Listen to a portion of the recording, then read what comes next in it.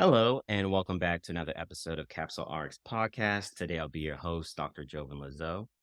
And today, we have a special guest, not because of what she is doing in pharmacy. Well, I should say, not only because of what she's doing in pharmacy and her great accomplishments within the career, but also all the great things that she's doing with her social media platform at Pills and Purses, if you don't know. I'm honored to have you on here as a guest, Dr. Natalie Ajan. How are you doing? Or Hajian, Hajian. I told you I was gonna Yeah. butcher it as soon as we Thank get on. you. No, that was a great introduction. Thank you. I'm very Of happy to be course. here too. My first podcast interview, I guess. So, Really? yeah, I'm very shocked by that. I am I absolutely shocked. think so. Yeah. Yeah, because I don't know. There's so many different people that pop up when it comes to Yeah.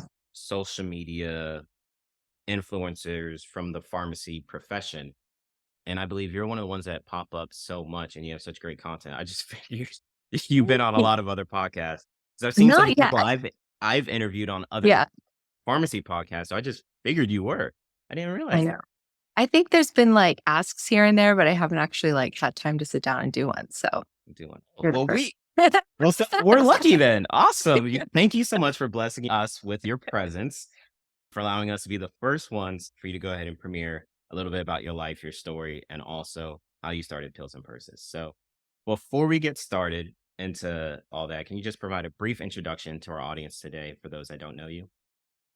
Sure. So my name is Natalie. I am a pharmacist in the Los Angeles area. I was born and raised in SoCal. So the way I actually got into pharmacy, nobody in my family was really in healthcare, but I used to help my grandpa a lot, like going to doctor's offices, and the last stop was always the pharmacy.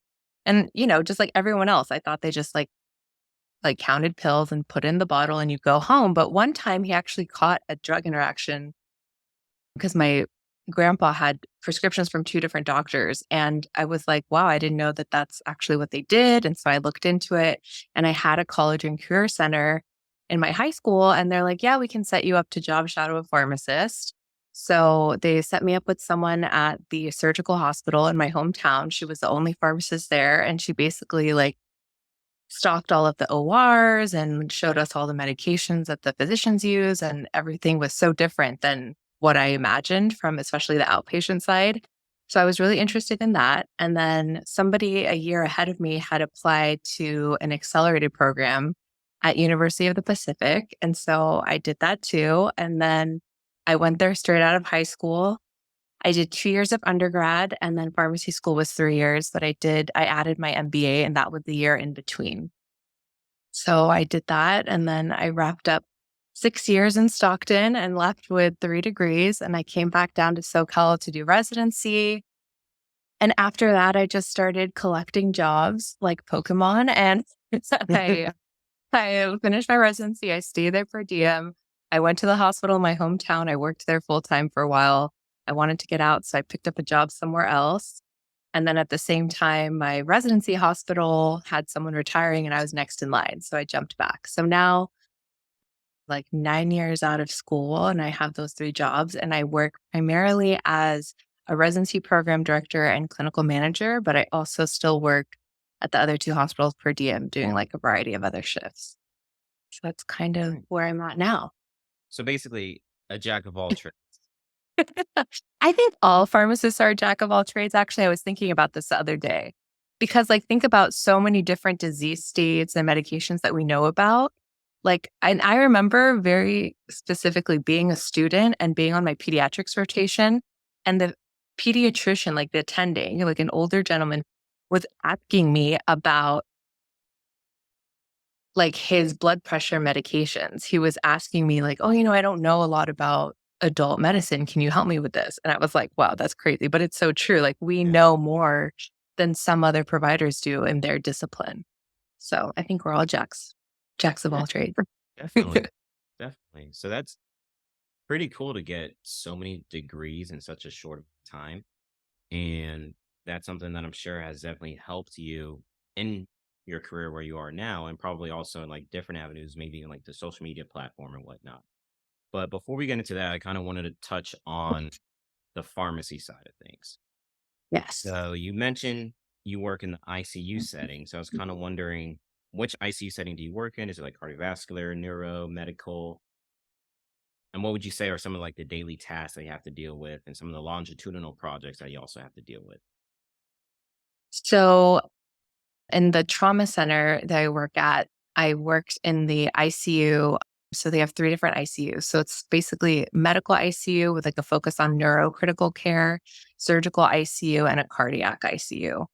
So a little bit of everything. Like when I first started there out of residency, the hospital I did residency at didn't have such a robust trauma set, trauma center or ICU. So this was kind of like I kind of had to ease into it. So I had to learn a lot, especially about like stroke and hemorrhagic just management and also like cardiac management. So like post open hearts, a lot of like situations in trauma when there's like bleed victims or burn victims, like you don't really learn in school or rotations depending on what experience you have. So the daily activities for the pharmacists there, we attend rounds with the team. So it's usually the physicians, nurses, case manager, dietitian, social workers, physical therapy, basically the whole team that takes care of those patients.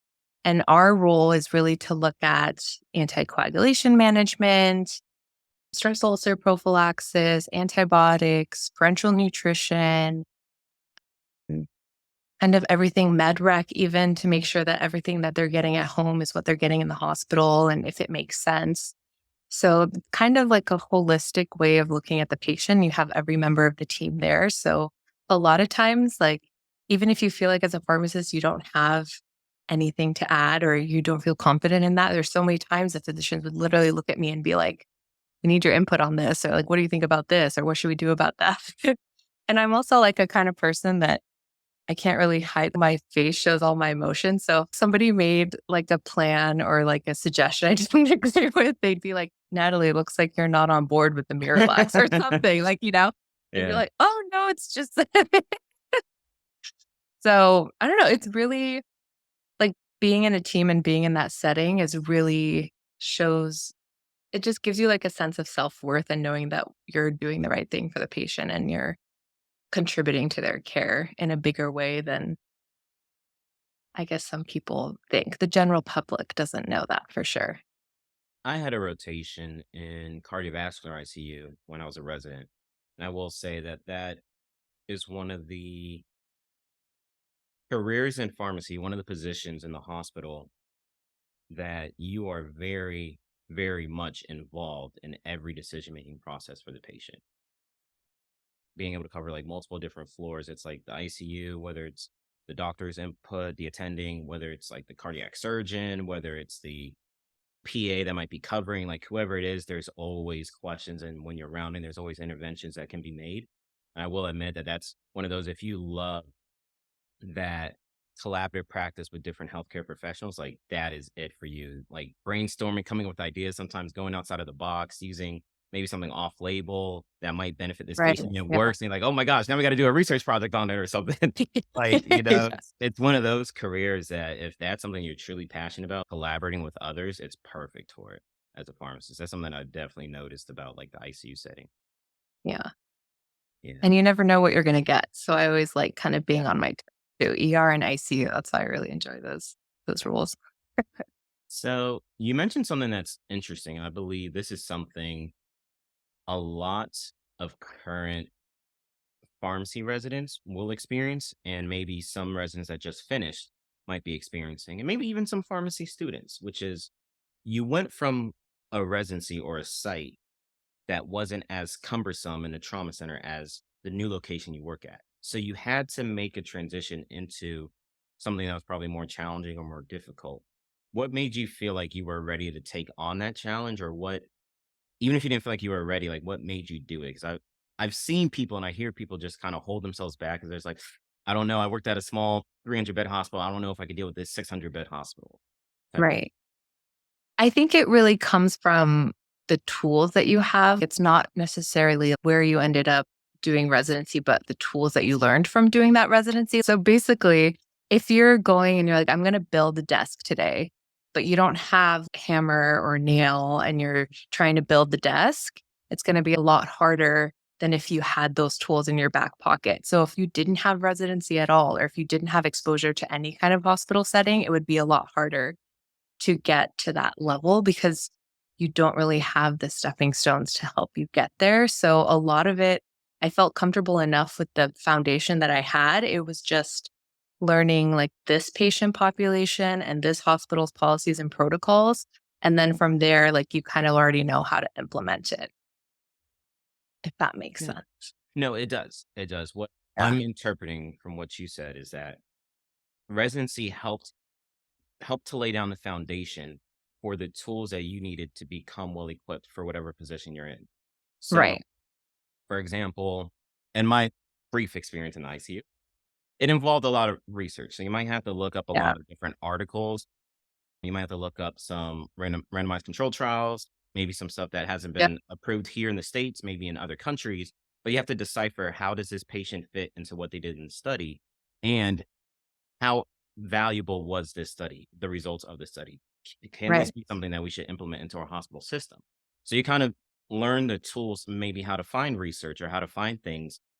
If you don't know the answer to a question, like, you learn the tools, how, like, the quickest way to find it, or the best way to maybe cipher through research. And that's a skill in itself. That's something I always tell students and some residents I work with. I'm like, hey, you don't have to know everything, but you do know how to find it.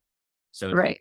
knowing how to use your references, and which references, whether it's like a lexicomp, global RPH, Google Scholar, PubMed, like everything. Yeah. PubMed, yeah, like knowing how to use certain keywords and certain phrases or certain things to find the information and do it in a timely manner to benefit this patient. So it sounded like your residency really helped lay down the tools, the foundation for you in order to implement these tools wherever you go. So that's Right. kind of like where you got the confidence from. Yeah. Yeah, but there's definitely a lot of looking stuff up too. But as long as you know how to interpret, like, those journals or research, like, you know how to apply it, that's the most important part. Definitely. Yep. Interpreting the data. So Yeah. analyzing and being able to interpret the data. And that's something that I would say too. Yeah. And it's not a knock on pharmacy school, but that's kind of like one of the purposes of a residency, is to help you go Right. through those journal clubs and do those research projects and whatnot, MUEs, to help you gain exposure to analyzing and interpreting data, which you may not realize it when you're going through it. But Yeah. then once you're done, you There's can a see the reason for it. benefit. Yeah, Yeah. Yeah. for There's sure. a reason for everything.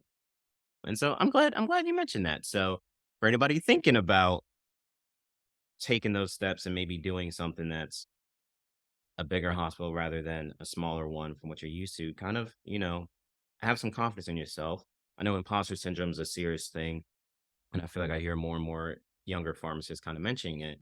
But you've done the work, you put in the effort, so you should have some confidence in yourself and believe in your capabilities, that you can handle some of these tougher positions and these tougher roles. Yeah. So yeah, And sometimes I see, like, students or residents kind of get discouraged if they don't match at their number one site, or, this isn't the kind of hospital I wanted, but you still have to make the best of that situation and you'll come away with an experience that will eventually still help you in the future. It's just what you put into it is what you get out. So just got to make the best of it. definitely, completely agree. Yeah. So you mentioned you got your MBA. Was that after your second year? That was, yeah, right after undergrad, before Okay. pharmacy. So since everything was like accelerated, it was kind of 1 year of just business school. And then I had extra classes while I was in pharmacy school too. What made you decide to pursue your MBA? I think it was the summer of my undergrad. When I was at home, I shadowed a independent pharmacy, and the pharmacist there, I had a business partner, and I would kind of like watch their daily interactions. And it was so interesting because the business side, the business partner didn't really understand the clinical or the pharmacy needs. And the pharmacist didn't really understand, like, well, why can't we just get this like I need it? And the business person was trying to like reel in with the budget and all this stuff. So I was like, oh, wouldn't that be interesting if that was just like the same person? And he could be like a PharmD MBA. So I kind of went into the MBA thinking I was either going to own my own pharmacy or work in pharmaceutical industry. So the fact that I did it before pharmacy school, I had different intentions. And then when I got to pharmacy school, started doing therapeutics and like hospital rotations. Then I was like, "Oh, I actually really like hospital." Yeah. So I was like, "How am I gonna use my MBA in that situation?" But it ended up still being valuable because it set me apart from the other, hundreds of pharmacy students out there with a PharmD, and it helped me kind of get to the position where I am today as a manager. And I think there's a lot of just life skills that you learn from being in business school, so I'm still glad I did it, but it was totally a different path than when I had originally started it. Yeah.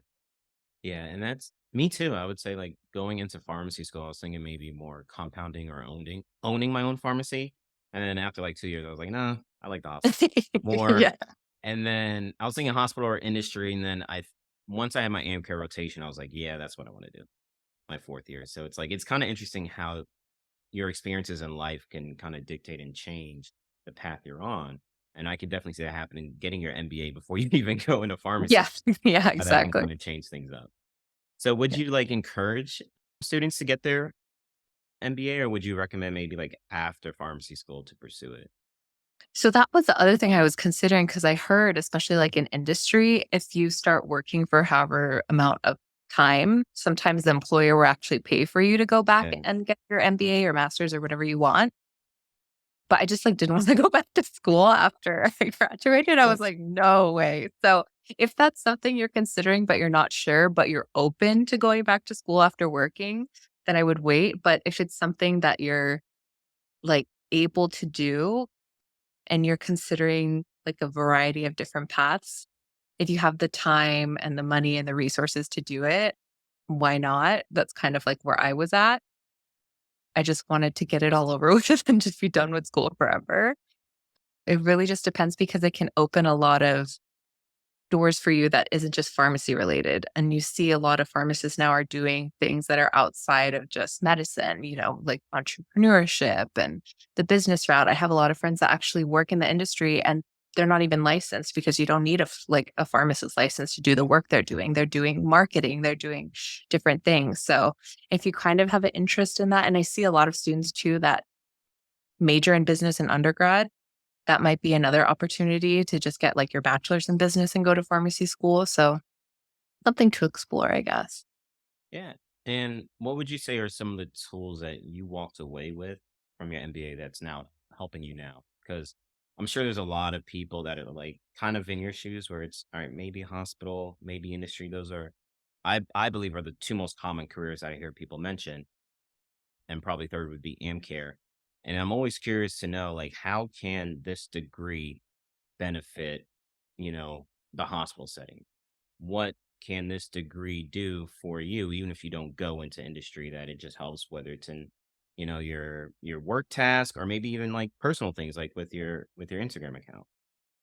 Yeah, I think a lot of it was just big things that you think you might learn in pharmacy school, but you don't always. And a lot of it is teamwork, working with people from a lot of different backgrounds, understanding the different modalities of business. Like, did I love accounting? No, but I had to take it.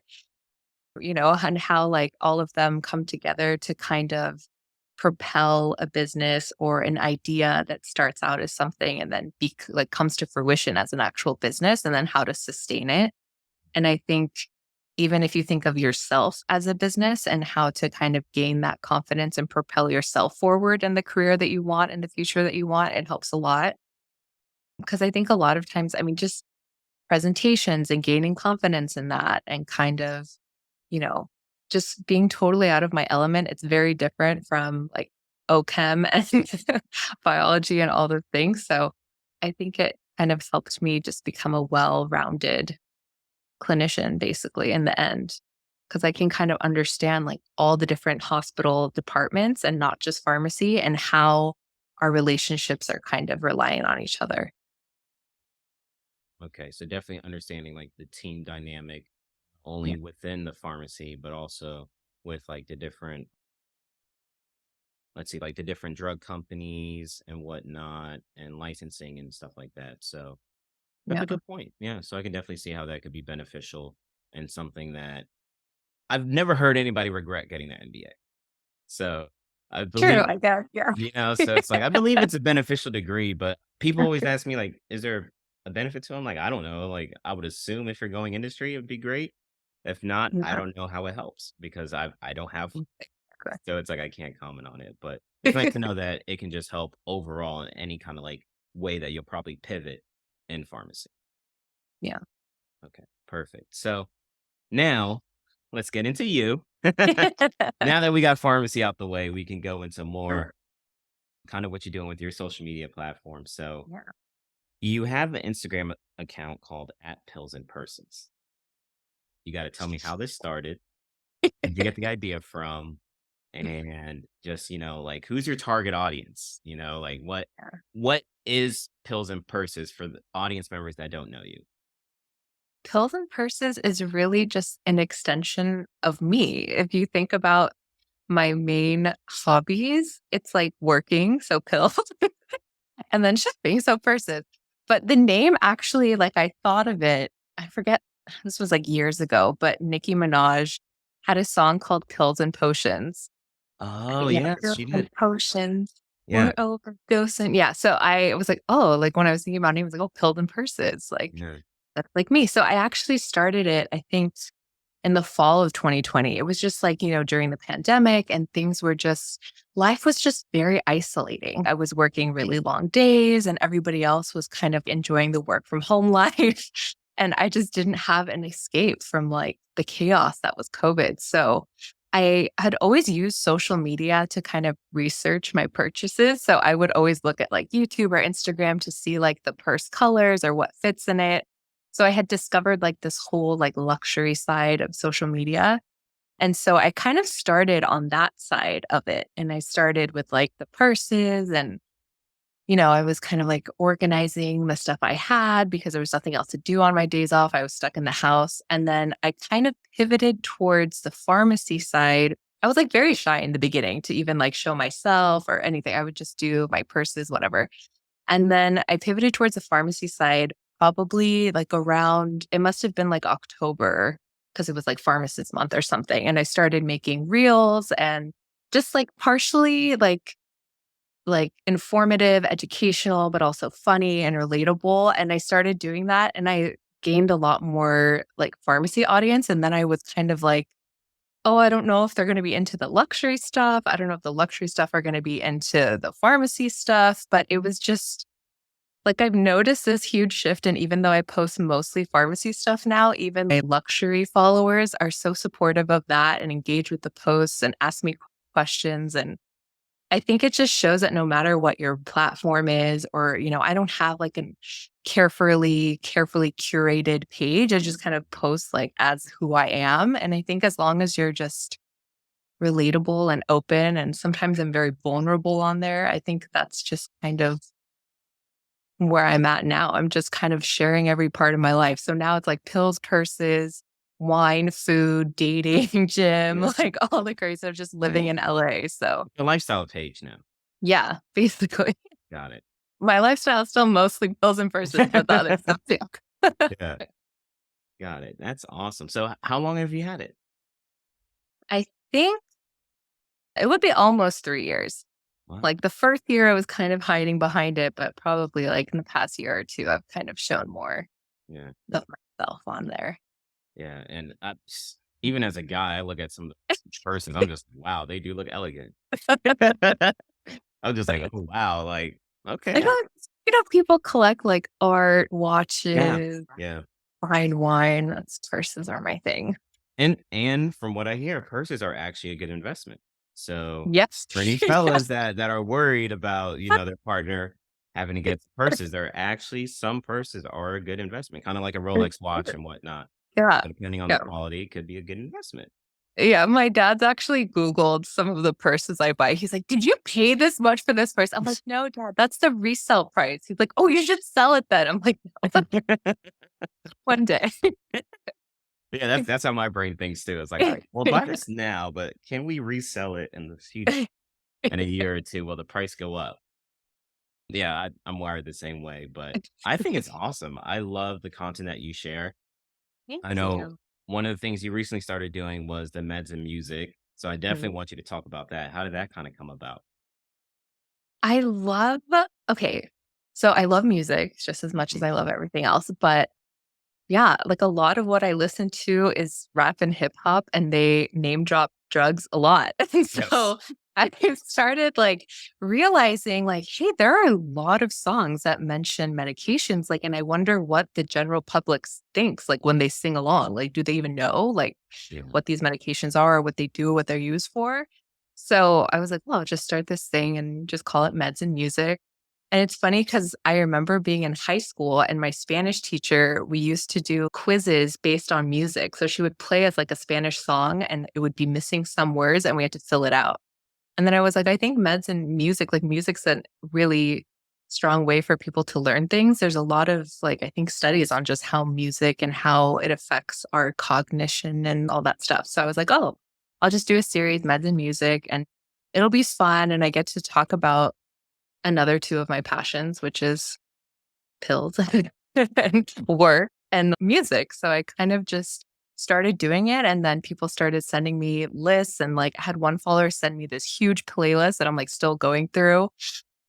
There are a lot of songs that mention medications. So, like some of the, street medications and some of the actual prescription medications. So I'm trying to focus on those first. But yeah, that's like my new fun thing to do is to do meds and music. Yeah, and the reason why I think it's super cool and super awesome is the fact that I don't know if the general public actually understood the bar or the line that that rapper or artist was trying Right. to make because they don't know what that drug does. Yeah, They might just exactly. hear the brain and it rhymes like, "Oh, that sounds cool," but being able to actually, like, help break it down for them, like, what is the purpose of this drug? How does this make sense? Like, I think that's super cool. So, I'm glad you started doing it. I'm tuning in to that. And is there anything else that you're currently doing with your page or anything you're thinking about doing coming up or anything like that? I think that's kind of my main focus right now because I have a lot of things lined up to do for that. I just have to like have the time to film it. But Yeah, everything else, I'm just pretty open. Like Fabletics reached out to me to be an ambassador. So they've been sending me scraps. Thank you. So I've been doing that. awesome. But yeah, it's hard. Sometimes, you go through periods of like, oh, I have so many content ideas, and then periods where I just like don't have the energy in me. Right. So I'm kind of in the I don't have energy period right Yeah, now. Residency just started and I have a new group of residents and just trying to go through like work takes over a little orientation. bit. But yeah. So I'm trying to balance it out. It's a good escape still. Yeah. No, trust me, I know what you You know, mean. too. We were messaging the other day, I told you, like, I'm going on vacation.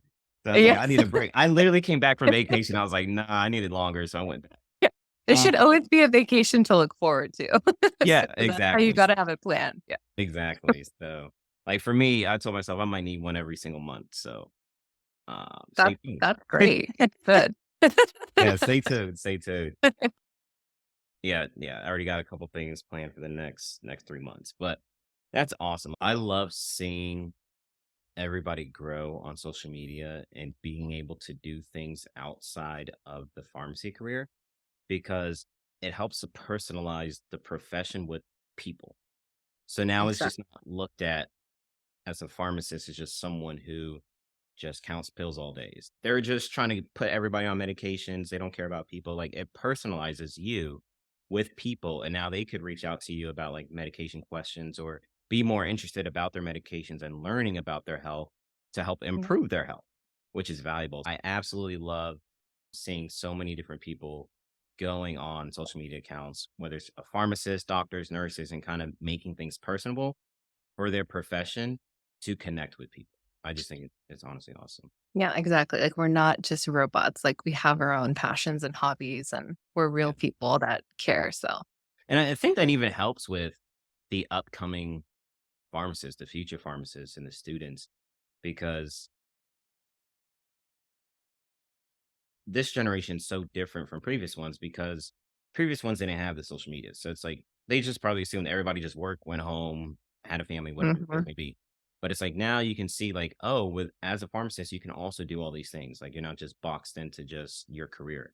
Like there's so many other things you can do. You can still have an enjoyable life. There's more Exactly. outside of work. So it's like it kind of shows the work life balance too that people have. And I think that's pretty cool too, because we all know sometimes it doesn't seem like we have the best work life balance, but Yeah, I mean, I was I was definitely there. I was working 3 jobs, like, 1,000,000 hours a week, and I was just Yeah, like, "Is pharmacy my identity?" It's not, it's my job, right? I think my Instagram also helps me, like, remind me that I'm more than just a pharmacist, so, yeah, yeah, I gotta balance it out. definitely, definitely. Don't let the degree just identify you. You're more than that. Um, so before I let you go, I wanted to ask you a couple questions. So Yeah, one of them was, I know a lot of people are interested in the hospital setting. A lot of people, a lot of students listening, they probably want to get involved in a residency. What would you say is the blueprint to get into an ICU position? Do you think they need a PGY2?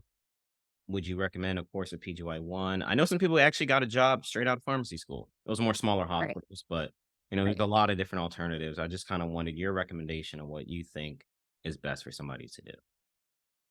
So I think the first step when you're in pharmacy school is if you're considering a hospital position, try to get a hospital job. I know they're fewer and less available than the retail jobs, but if you can be a hospital intern, at least you can kind of get one foot in the door and see if you like the inpatient setting. I mean, I love it, but I also understand it's not for everyone. Sometimes I forget, like, going to codes is not normal. Like, people have to deal with the craziness and life or death situations in a hospital, and everybody might not be fit for that, and that's okay. But I think if you start off as a hospital intern, you can kind of get a sense for if that's what you enjoy. And then beyond pharmacy school, I would definitely recommend a PGY1. And I'm not saying that in the sense of like, oh, we're not going to hire you if you don't have a PGY1, but it just makes you it helps build that foundation and gives you the confidence to be able to really take care of a gravely acute person in a hospital. Like, I would be scared to work in a hospital without a residency, without some kind of exposure and background to kind of help me. Like, residency is basically like a safety net. You get 1 year of like practice and then you're by yourself.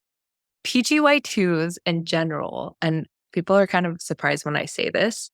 I'm not anti PGY2. I just think that it's not the only path to a position. So a lot of times people think you have to do PGY2 in critical care or ID if you want to get that specialty position, but you don't. If you're not willing to put in another year of residency and that mindset, you can study on your own and find, different work opportunities that will allow you to like rotate through the ICU. You don't have to be the main ICU pharmacist, but that's kind of like what I did. And that was one of my shifts that I kind of learned and gained experience in. Or if you want to be like an ID pharmacist, you can kind of, rotate through a place where you could get a little bit of antimicrobial stewardship, or maybe has a HIV clinic you can rotate through. And then you can study for yourself and take the board exam if you want. And that's like a different path to the same route.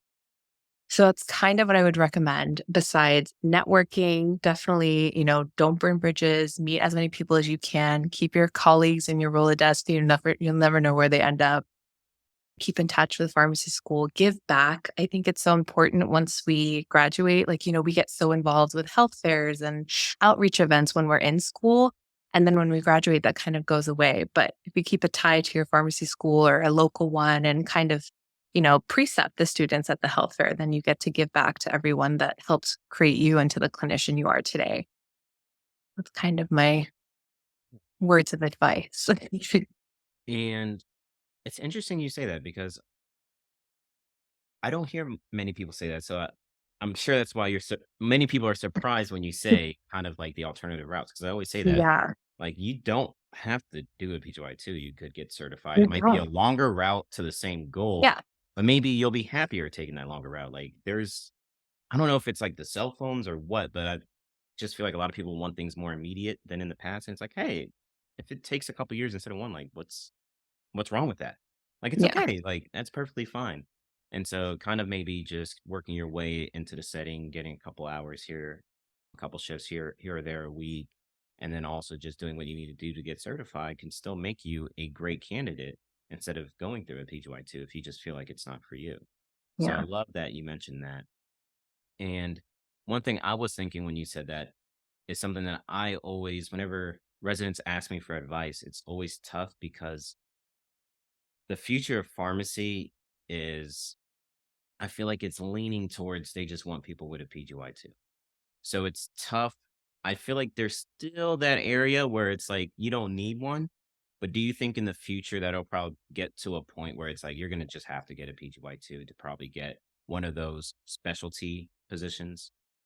I think it also, and I should have mentioned this, but I think it also depends on the straight state in which you practice. Mhm. Because I mean, being in California and especially Southern California, it's very competitive.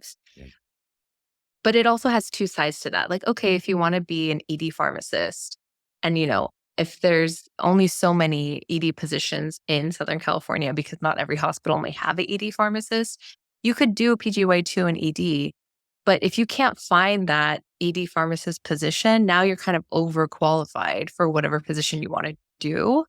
And I feel like for me, I never wanted to like pigeonhole myself into one specialty. But if it's something that like that that's your passion, I think PGY2s in oncology and peds are crucial. Like I think those are very specialty positions that you should have that extra knowledge in. But I think for certain like hospital settings where you can kind of get that exposure from other positions or just from working a lot, that might be another route. Because I also want to acknowledge that not everybody has the means to do a PGY2. They're already, in debt, student loans, and they just want to work and Yeah. start, getting Family out there. So, decisions, yeah. They could be yeah, starting a exactly. family and stuff like that, so there's a Yeah. So, I mean, I think there are certain positions that, yeah, they'll probably not hire anyone without PGY2, but there's some leeway in like the different positions. I think the specialty AM cares and some of the specialty hospital positions, you probably will need one. But yeah, there's just so many different opportunities. I mean, I feel like even if you start off in hospital and you decide a few years later you want to do something else, you totally can. I know people that have gone from hospital to industry, from retail to industry, retail to hospital, hospital to retail. It's just, I feel like if you graduate so young, you're like, what am I going to do for the rest of my life? Like, do I want to do this for the Yeah. rest of my life? And you have like just having the experience and the networking, like you never know who's going to end up in what position and could help you out one day. So, Yeah, definitely, yeah. You said something that I always preach, do not burn bridges, because you never know yeah. who the person knows. Because pharmacy is a small world. You'll be shocked at who knows who. So please, It's so anybody true, yeah. listening, you walk away with something, do not burn bridges, okay? That is very, very important. So another thing I've gotten, and this kind of touches what you're mentioning earlier, kind of giving back. And I had the opportunity to go back to the University College of Pharmacy, where I graduated from, and do a couple presentations this past year. And I had a couple students come up to me and kind of talk to me about creating their own social media platform. And it's like, but mine has nothing to do with pharmacy. So should I still do it? I don't want to share the ideas because those Yeah, are yeah. ideas and whatnot. But I would say theirs are more along the lines of you, where it's like, hey, I have a passion for this that has nothing to do with pharmacy, kind of like how you mentioned the purses. Mhm. But maybe in the future they might want to combine it or whatnot. That'll be up to them. But what would you say is like a blueprint or a good way to go about creating that social media page for item that's like a hobby of yours?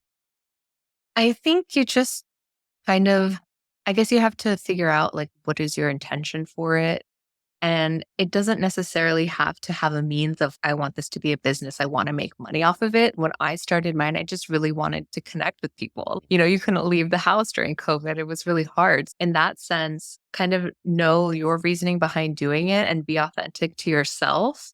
And the ones that get it, and the ones that don't, right? So I think if you ever wanna do something in your life, you just have to do whatever makes you happy, and the people that support you, like, those are the real ones. That's how you know? So I feel like there's also no shortcuts if you do want it to be a booming business and you wanna monetize from your social media.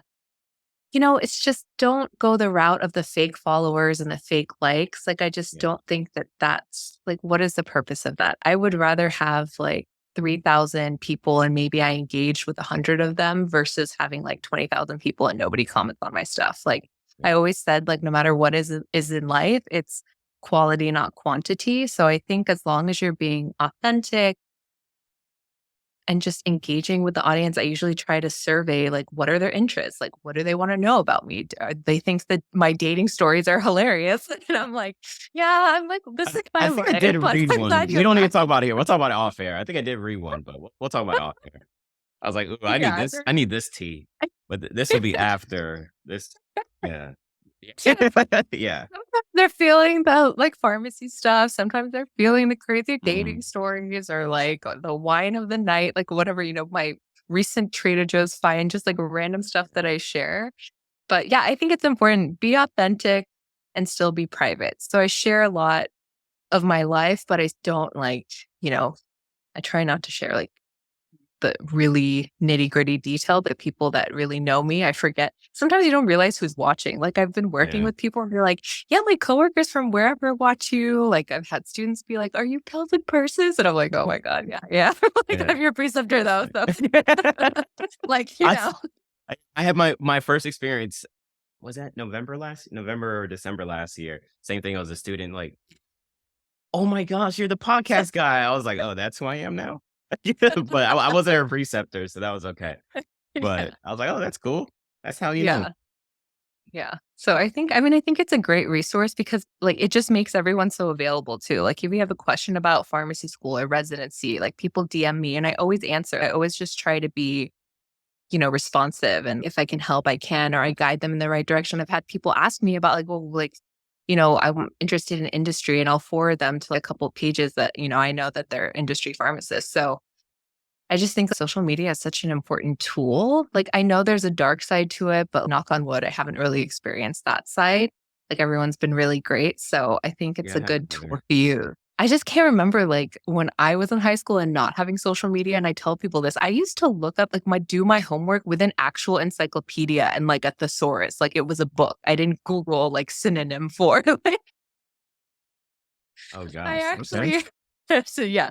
Now you can just, Google this, Google that, Chat GPT, like we were talking about, or like Yeah, you'll just find a social media person and be like, "Can I shadow you? I know you work at this hospital." I think it's a good resource. yeah. I completely agree, and it just brings, like I said, just so much it personalizes the profession more, allows people access to someone that they may not have been able to before. And that's Exactly. exactly what happened with that specific student I was thinking about. There was somebody who I interviewed who was currently in a residency program doing the residency that she wanted. So then she was able to build a connection with that person. And I don't remember if I know she's with that company. I just don't remember if it's at that specific site or a different site for that company. But she ended up getting the position because they have that position at different sites. So she got the position that she wanted, and she was just super ecstatic about that. And it was cool. I feel awesome just helping to connect that, Yeah, exactly. being the Yeah. bridge to make that happen because she didn't know anybody that was doing that career. She's like, I don't know if it's possible for me to do it. Like, is this the right thing I should do? And helping connect them to somebody to help pursue their passion. It's the most rewarding feeling in the world.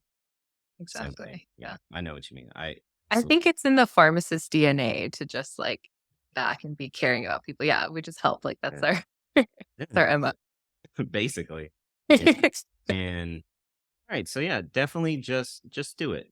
Let me ask you this because I think this is why they were hesitant because they didn't know how this would impact them when it comes to maybe applying for a residency or different things like that. Luckily for me, mine was pharmacy related, so almost every interview I had, I think there might have been only one asked me about my pharmacy podcast. Like they were interested about it, like, oh, I want to know so much about it. Even now, sometimes in job interviews or different things, like people want to know because they see it on my CV. But for those that are doing something outside of pharmacy, do you look at it as, oh, maybe it's a distraction, like they won't be able to put in enough effort into this residency program or anything like that? If you're allowed to talk about it, I don't know. Good question. I mean, I Yeah. feel like it really depends, right? I think that, I mean, there might be some employers or like whoever, that look up people on their social media, but you could always make it private if you're scared about sharing anything. If you Yeah. know you're applying and, you know, you kind of want to be hidden from employers, I would definitely recommend going private during Yeah. that time period. But I think that I feel like it depends on the content. I think, we all get frustrated in our careers in our life or something, but if you're constantly posting negative things about pharmacy or other healthcare disciplines, that might not be, showcasing you in your best light.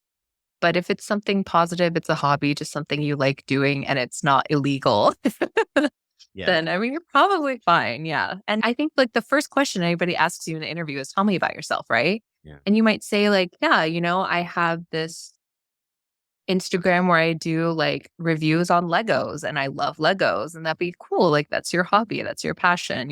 I think it's healthy to have something outside of pharmacy, right? Like we shouldn't just be pharmacy 24/7 as long as it's something that interests you, productive and not illegal. Yeah. No, and that's I something think we're I good. I I love that you mentioned that. That's something I always tell people who work with me for, like, residency interview prep, like, do that in your opening statement, tie Yeah. something in towards the end, so now it registers in their head who you are. So now you're memorable.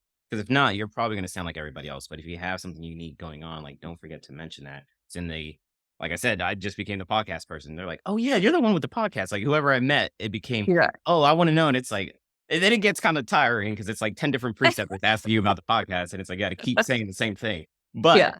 other than that, it was, like, cool because I stood out to them a little bit. So it created like a moment with each of those people that I interviewed with. So that's Yeah. definitely a great tip to always doing like your opening, like Yeah. tell me about yourself. Just kind of drop something personal that you're doing to kind of help you stand out. And if it is pharmacy related and it's something that's promoting our profession, I mean, that's definitely a bonus. Like you definitely want to highlight that. So Yeah. All right. So thank you so much for your time. I greatly thank you. appreciate it. I'm still shocked that we're the first podcast to have you on. But I'm sure you're gonna have a lot more coming. I can definitely think of some podcasters that are gonna reach out to you. So you'll probably get some emails coming soon. But it's been a pleasure to have you on. And I just wanted to ask you one last question before I let you go. To kind of wrap up today's episode, what would be one thing you want the audience to walk away with today? I think just echoing the sentiment of, do whatever makes you happy. And the people that support you, those are the people that have supported you all along. And like, there's something else that I'm kind of starting to share with everyone. I think it's just good if you can do one kind thing for someone else every day and not tell anyone about it. Like, it's so rewarding, even if it's just something like paying for the coffee for the guy behind you in line or complimenting someone's outfit or just like little things. Like when you give back to others, I think it really fills your own cup. And that's kind of what I'm trying to focus on in life now is just like how to make myself happy by sharing happiness. And I think whether it's social media or real life or work or school, like there's definitely opportunity to do that. So just think about how making someone else's day could also make your own. I believe it's just part of the law of attraction, where I don't know if you ever seen these. They show up all the time on Instagram because I watch a lot of like dating things. So it shows up in my feed. But they always say, like, become the person that you want your partner to be. Right. So if you want your partner to be very entrepreneurial, then, be that type of person because then you'll be walking a certain lifestyle, then you'll probably meet more entrepreneurial people. If you want somebody that loves to travel, well, are you traveling alone or not? Like, you need to travel. Yeah. And through traveling, you might meet people who love to travel, and then maybe you can find a partner that through traveling. So, really trying to implement things that you're trying to do that you want to happen in your own life. So, that's something that I also practice where I try to do only one because I'm not that nice. I do one nice thing a day just to make sure to still I don't know if it's, like, still feel human or I don't know the word I'm looking for, but just to always remember kind of, like, where I've come from and Mhm. understand, like, "Hey, I'm blessed to be in the position that I am to make this kind of money that I make," and to always be willing to bless others because so many people blessed me when I was growing up, so kinda give that Yeah. to other people. So just do one nice thing, whether it's opening the door, maybe if you see, like, an older woman struggling with the groceries, just, like, help her take it to the car. Yeah. If you see like a large family, you can kind of tell like they might be struggling. Like this could be a big hit for them. Like, just pay for the groceries or something like that.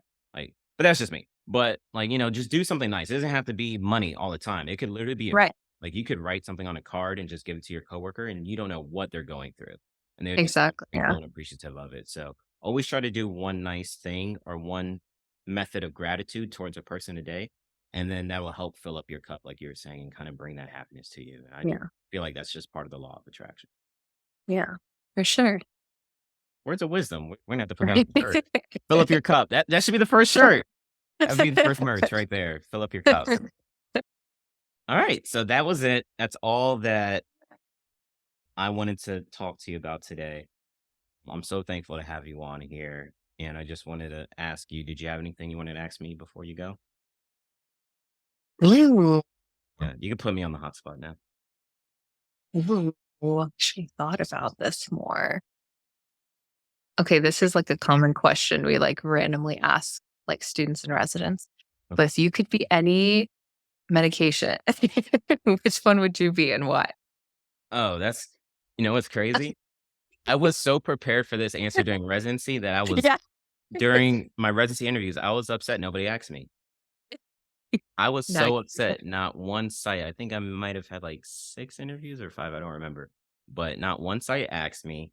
Then after residency, when I was applying to jobs, one place asked me, I was like, I've been waiting for this question for 2 years now. So I'm like so thankful that they asked. I would say Bactrim because one, I wouldn't want to be alone. I believe in partnership. So having 2 components with the drug. So that's valuable. One, I'm one of those.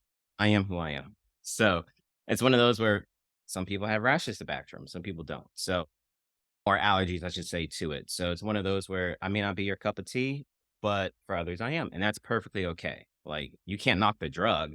It's just yeah. what it is.